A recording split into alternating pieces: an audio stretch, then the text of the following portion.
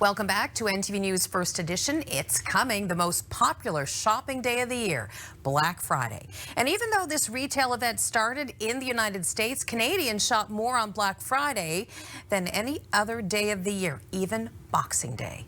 Well, joining me now to talk about the psychology behind these mega sales days is Dr. Janine Hubbard. Thank you so much for coming in. Oh, good evening. So why are deals and discounts like Black Friday sales so tempting? Oh, come on. None of us can resist what feels like a deal. It feels like you're coming away the winner, which is, of course, exactly what the retailers want you to think. Because let's face it, buying an item at 50% off is still 50% more than you would have paid if you weren't looking for a bargain. So, you know, I guess there's two things. One, you walk in the store and, you know, the store is laid out with all these big red signs. So how do the stores go about enticing their customers to buy things that maybe they didn't actually go in the store for, really need, or even really want? Well, there's a few things. They create hype.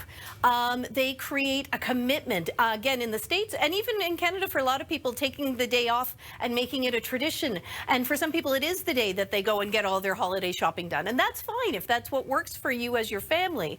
But what they do is they entice you in with these door crashers, and they get a sense of commitment from you, because especially this year, you may have had to stand in a very long, socially distanced line to get in there. So by then, you're in. You've made a commitment, and you're not going to leave empty-handed when the item that you went in for is no longer in stock. You're going to say, I'm in. I got to figure out something. So is there any way that you can kind of arm yourself or prepare yourself against all of this about buying things you don't really want or need before you ever walk in the store? Absolutely. A couple things. If you are in the market, especially say for a big ticket item, do your research now. That's why I wanted to talk about this week.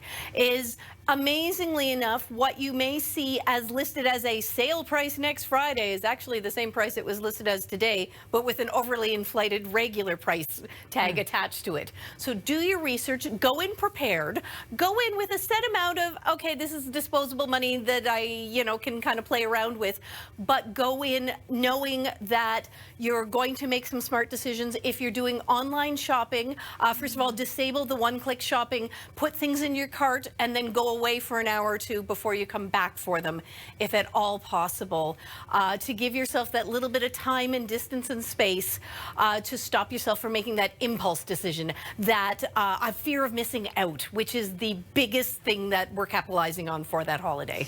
Now, of course, a lot of people enjoy the occasional shopping spree. I do. I'm sure you do.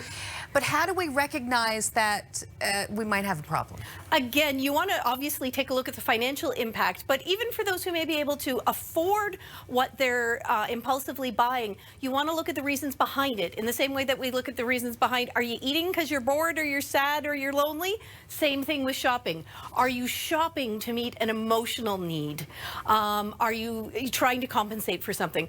So biggest advice for all of this year, avoid the hype as much as you can. Do your research, be prepared, and this year more than ever, shop local and try to support our community. Dr. Janine Hubbard, thank you so much. I can't wait to find out what we're going to talk about next week. No.